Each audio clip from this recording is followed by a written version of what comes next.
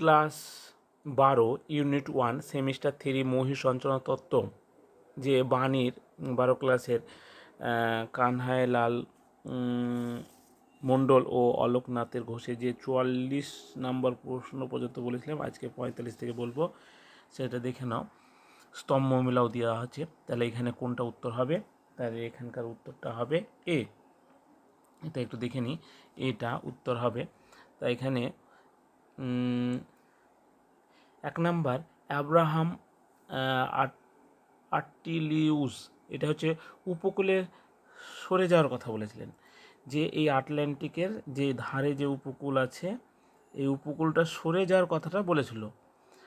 আর Snyder ও পেলিগিস এটা বলেছিল মিল, এই যে এই উপকূল আর এই উপকূলগুলোর মিল আছে, এটা কথাটা বলেছিল।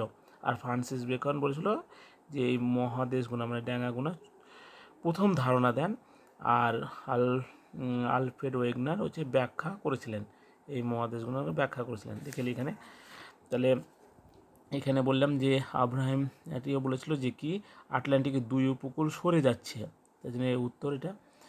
আর স্নাইডারটা বলেছিল যে আটলান্টিকের 2 উপকূল মিল প্রথম লক্ষ্য করেন। আর ফ্রান্সিস বেকন বলেছিল মহাদেশগুলো প্রথম ধারণা দেন, আর ওয়েগনার মহাদেশের সার্থক ব্যাখ্যা করে, সেই জন্য একে জনক ধরা হচ্ছে। বাস এই হলো 1 নম্বর ব্যাখ্যাটা।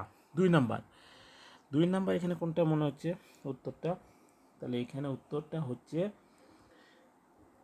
বি। তো দেখে নিই এখানকার উত্তরটা বি। দেখে নিই যে বিটা কি, কারণ হচ্ছে এই বিটা হচ্ছে এই সমস্ত স্থলভাগটাকে প্যানজিয়া বলা হয়, আর সমস্ত জলভাগটাকে প্যান্থালাসে বলে। দেব যখন কার্বনিফেরাস তখন ভাঙেনি, আর মেসোজোয়িক যুগে ভেঙে যায়। এই মাঝে এটা 33 সাগর তৈরি হয়, আর উপরেরটা অঙ্গার ল্যান্ড, আর নিচেটা গন্ডানা ল্যান্ড, দক্ষিণ দিকেটা। তাহলে এখানে প্রশ্নটা কী যে, তাহলে প্যানজিয়াটা কী হবে? তাহলে সমস্ত পৃথিবীর সকল মহাদেশগুলোকে বোঝাবে। তাহলে 1 এর সঙ্গে 3, তাহলে উত্তরটা 3। তারপরে প্যানথালাসা হচ্ছে পৃথিবীর সকল মহাসাগর, এই যে সকল মহাসাগরকে বোঝাচ্ছে, তাহলে ওটা 4 হচ্ছে।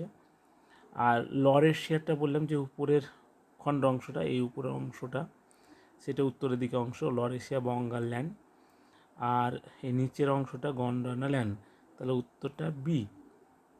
প্রথম কিন্তু প্যানজিয়া কার্বনিফেরাস যুগে ভাঙেনি, আর মেসোজোয়িক যুগে ভাঙতে শুরু করেছে, দিয়ে মাঝেই যে খাতটা তৈরি 33 সাগর, তার উপরেরটার নাম লরেশিয়া বঙ্গাল ল্যান্ড, আর নিচেরটা গন্ডানা ল্যান্ড।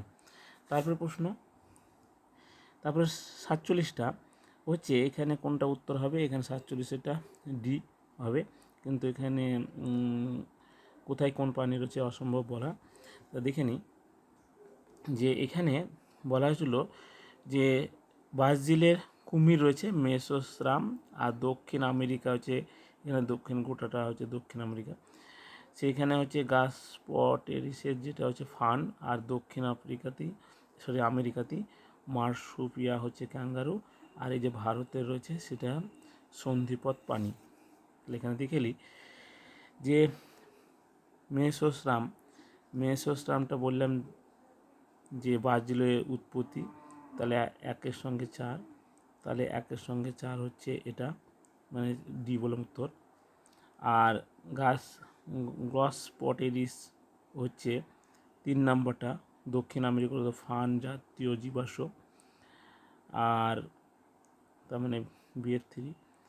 মার্সুপিয়াটা হচ্ছে ওপোসাম, এটা হচ্ছে সিয়ের 2, যেটা হচ্ছে দক্ষিণ আমেরিকাতে প্রাপ্ত ক্যাঙ্গারু জীবাশ্ম, আর টাইবোনাইটটা হচ্ছে ভারতে প্রাপ্ত সন্ধিপথ প্রাণী। এই যে এখানে যেটা দেখালাম যে ব্রাজিলের হচ্ছে কুমির মেসোস্রাম, আর দক্ষিণ আমেরিকা গ্রসপটেরিসে যেটা বললাম ফান, আর দক্ষিণ আমেরিকাতেই যেটা হচ্ছে মার্সুপিয়ার ক্যাঙ্গারু, আর ভারতের হচ্ছে সন্ধিপথ প্রাণী। হয়ে গেলো। এবার তারপরটা 48, এখানে আবার স্তম্ভ মেলাও দেওয়া আছে, ওইখানে উত্তরটা হচ্ছে বি। কেন বি? তো দেখে নিই যে এখানে হচ্ছে মানে প্যানজিয়া দুটো শক্তি কাজ করে, একটা বৈষম্যমূলক কাজ যেটা হচ্ছে নিরক্ষরেখা বরাবর, যেটা উত্তর পশ্চিম দিকে যাচ্ছে, আর জোয়ারের শক্তিটা হচ্ছে পশ্চিম দিকে যাচ্ছে।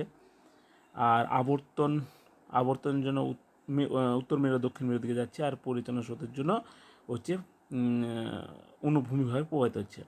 তাহলে এখানে উত্তরটা কি বললাম, যে এখানে বললাম বি উত্তরটা। দেখে নিই, বৈষম্যমূলক অভিকর্ষ শক্তি এক, মহাদেশগুলির নিরক্ষরেখার দিকে সঞ্চালন। এই যে এখানে নিরক্ষরেখা, এই সোজা বরাবর নিরক্ষরেখা, তাই এই নিরক্ষরেখা বরাবরই বৈষম্যমূলক বা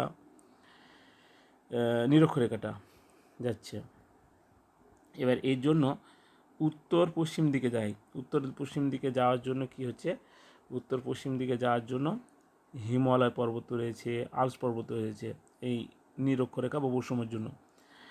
আর এই যে এখানে যে স্থলভাগগুলো আছে পশ্চিম দিকে যাচ্ছে, যেটা জোয়ারি শক্তির জন্য, তাই উত্তর আমেরিকা, রকি, আন্দিজ এইসব পর্বত তৈরি হচ্ছে।